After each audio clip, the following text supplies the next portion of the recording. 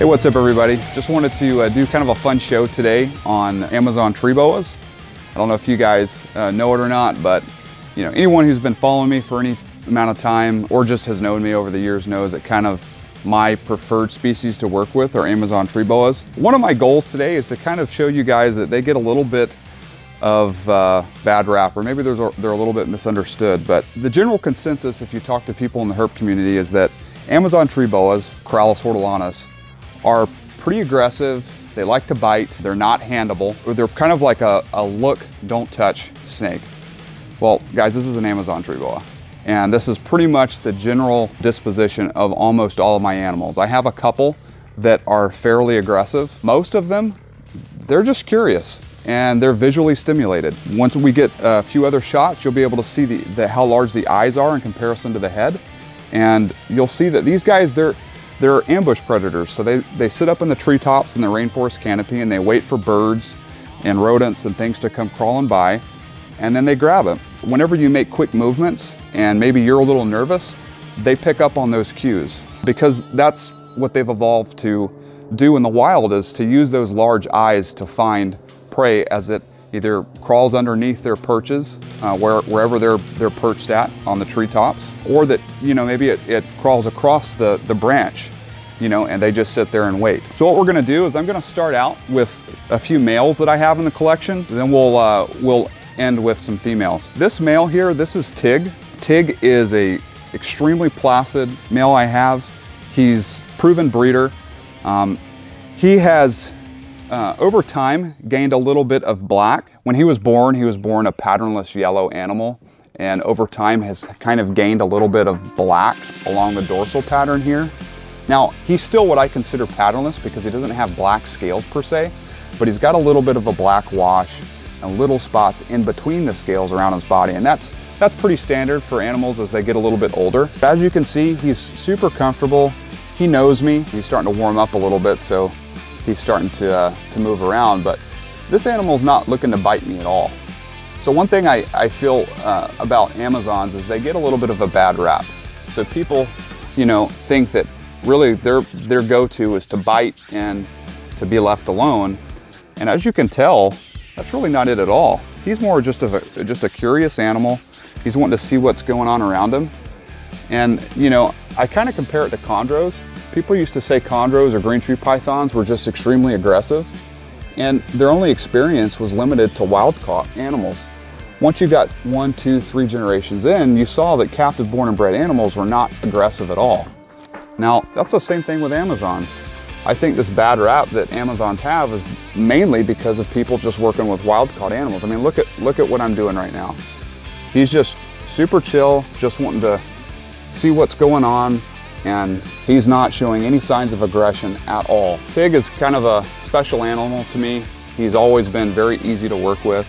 Now, like with any species, you're gonna have exceptions to the rule, and some animals are gonna be a little bit more aggressive than others, but for the most part, they're pretty placid. You just respect them, know when to, you know, be a student of the snake, as Eugene Bassett used to say. Read what the snake's telling you. If the snake's telling you that, hey, you know, I wanna be left alone, and just leave it alone. They have bad days just like people. One thing I did want to point out is if you guys look at his head, I was talking about how these guys are ambush predators and how they hunt from the treetops. You can see if I can turn him around and manipulate his head a little bit, how big the eyes are compared to the rest of his head, you know, right there. That's what he uses. So these guys pick up on visual cues. So that's one thing. People think they're aggressive, but a lot of times if you're nervous and you're just moving around really quick, because they've evolved to be very visual and to pick up on movement, you know, that's one thing that they're gonna hone in on, you know, because they're used to waiting for birds or rats or whatever just kind of crawling either on their branch that they're perched on or underneath them, because they, you know, tend to hunt from above because they're an arboreal species. This is Tig, really cool animal. Just wanna showcase him. I felt like he was probably the best to start off with. And let's grab some others. This is one of my other males. He's actually one of my favorites. His name's Cal. Anyone that's familiar with Amazon Tree Boas, you know what you're looking at right here. This is a calico gene. So he was produced by a good friend of mine down in Southern California. Now Cal is, I actually bred him this year. He's not a very big animal, as you can tell. I mean, you can see the size of him versus my hand. He's trying to figure things out right now. He's just wanting to see what I'm all about. People, they forget that, you know, Amazon tree boas are polymorphic, which means that just because you have maybe a brown animal and a yellow animal as parents doesn't mean that all of the offspring are going to come out either brown or yellow. They're going to come out brown, yellow, anywhere in between, or they could come out possibly reds, oranges, maybe they're multicolored animals. What makes him a calico is you see all this white along his body. Now he's what probably I would consider a low expression, which means that he carries the gene, and for obvious reasons you can tell, like right here, you can see all this white coming in. So you know that he is a calico animal, but he's a low expression version of that gene. So phenotypically, there are other calicos out there with much more white on them coming up the sides, and they are more obvious representations of the morph. Now it is what I guess in the herp hobby you would call a well, no, actually I guess it's a dominant morph. So whenever there isn't a super form, but whenever they breed a calico to a normal, roughly half the offspring should come out looking calico. Now there's going to be variations in between that percentage, but you should get a good percentage of the offspring coming out also displaying the calico gene. Now, some of his brothers and sisters are extreme versions of the morph. They have much more white on them. That doesn't mean that he can't produce animals like that. It just means that he doesn't visually express the gene as much as some of his siblings. He's a really cool animal. I bred him to an orange, what's considered an orange animal, just a normal, and I'm really excited to see what comes out from the babies, to see if she is like definitely gravid. So I'm hoping that he got the job done. And I did use Tig, the other male, with this male to breed the same female. So we'll see. If I don't have any calicos, then it's probably because he was, you know, too young to breed. He was only 18 months, maybe a little bit less than that actually when I bred him. I put him in the cage and he went right after the female. So he was definitely ready. But as you can tell, very cool animal. He's beautiful. As these last couple sheds, he's actually gotten a lot more white on him. So I'm expecting this next year, he's actually going to get more and more white. So as you can see right here, one thing that's really cool about Amazon tree boas is they go through what's called an Antigen color change. So the babies change color over time to the point where they may look drastically different as adults. And that's one thing about Cal, is he had pretty much no white whatsoever when he was born. He had a little bit, and enough to show that he had enough visual markers to show that he was a calico animal. But as you can see all this white along the sides and flecks along the tail, he's gotten a lot more white since these last, I don't know, 3 to 4 months. He's shed a couple more times and he's getting more white. So over the next year, I expect him to actually increase in how much white he has on his body.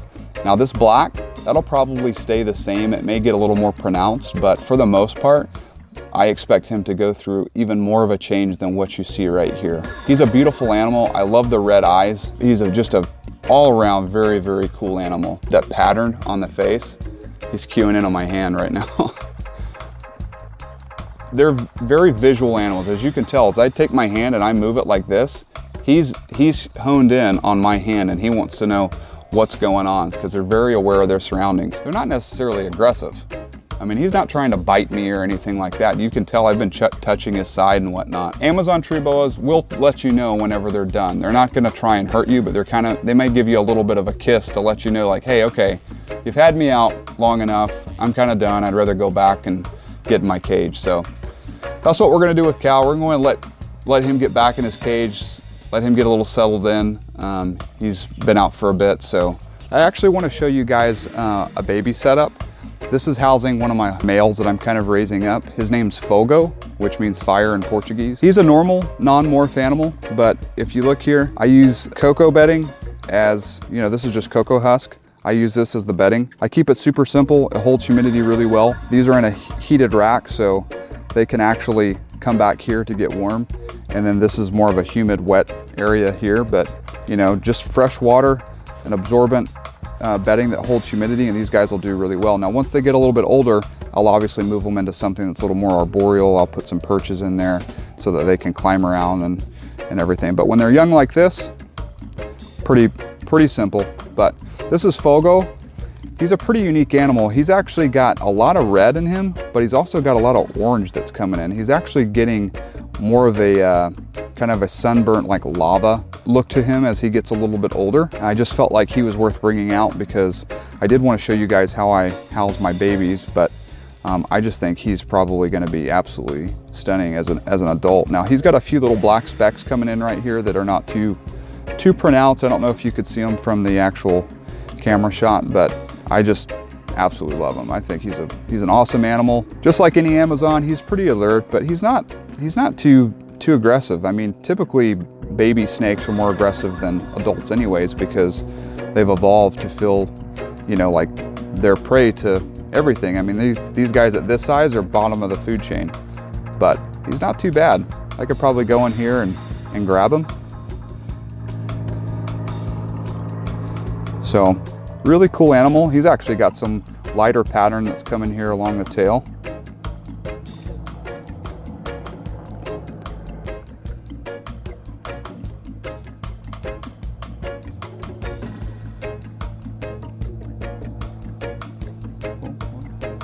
This is basically how I house my adults. This is a full-grown female here.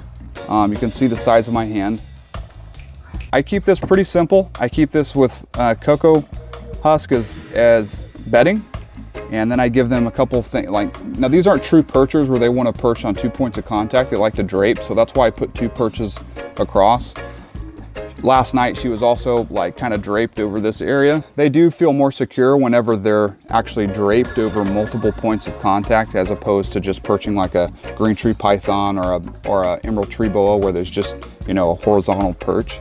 So again, you know, just cocoa husk is bedding, super absorbent. I use disposable water bowls. It makes it super easy for me.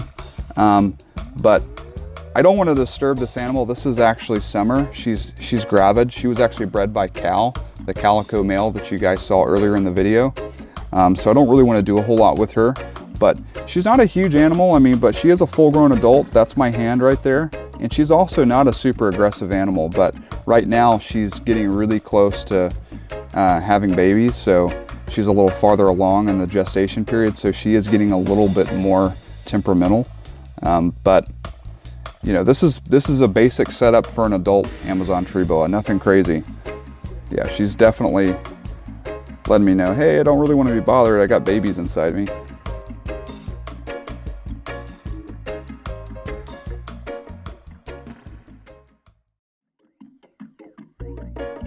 This is Satan's helper. She's actually super aggressive, but she's not being too bad with me right now. But she's an animal that I'm raising up. Probably my favorite thing about her is just how pronounced her orange bands are. As you guys can tell, I mean, she's just outstanding. I'm not big on black, but when you have bands like that, I don't really care how much black you have. So she's a very cool animal, but she is very, very defensive. And she always has been. Even as a neonate, she was much more defensive than other animals that I've had. I mean, as you can tell right now, she's just kind of watching me. I mean, she's not super aggressive right now. I mean, she's poised and she could strike me if she wanted to. She's cool, just chilling and seeing what's going on and wanting to see what I'm all about. I was manipulating her on the perch earlier and she did not seem to mind too bad. So this is why I like her so much, is because of these orange bands right here. It's just more than what I've had on any of my other animals. The contrast between the yellow and the orange is just like night and day. And a lot of these orange and yellow banded animals, it's kind of a gradual difference between the two colors. But with her, it's drastic. It's orange and then it's yellow.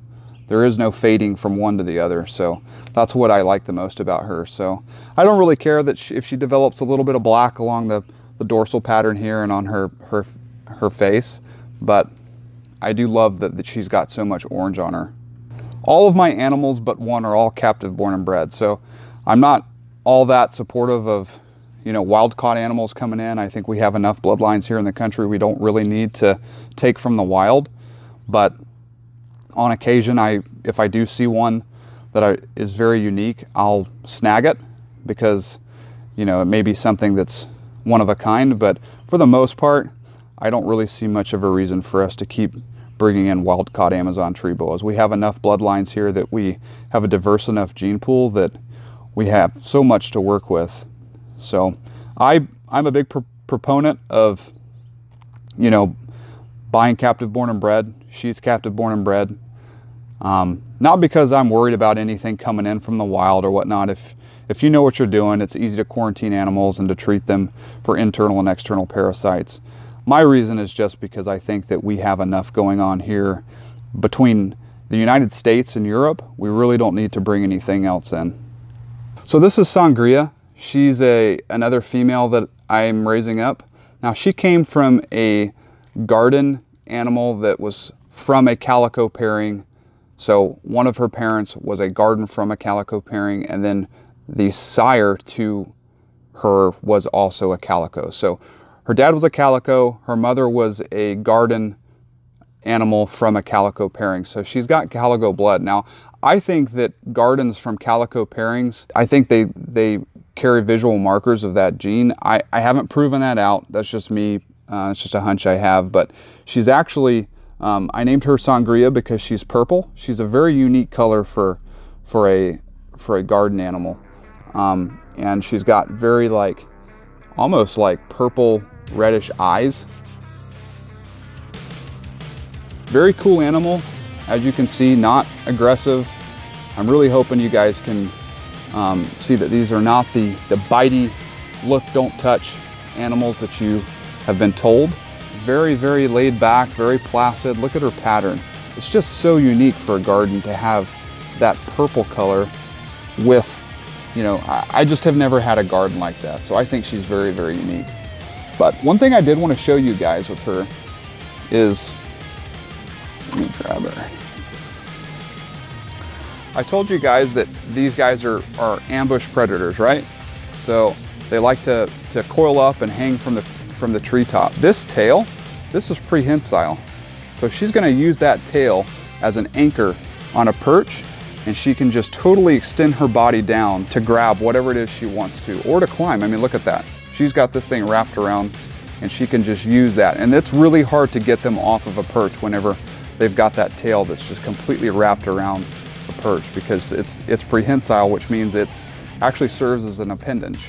She could hold all of her body weight from just a couple little coils around with this tail. But anyway, this is Sangria. Very cool animal, very unique. I'm not huge on gardens, but I do like her because I feel like she's got a very different color when compared to other garden animals. Again, I haven't been bit once during the filming of all of this, and I've pulled out 6 different animals and I haven't been bit once. These guys are not the aggressive, you know, bitey animals that you would think.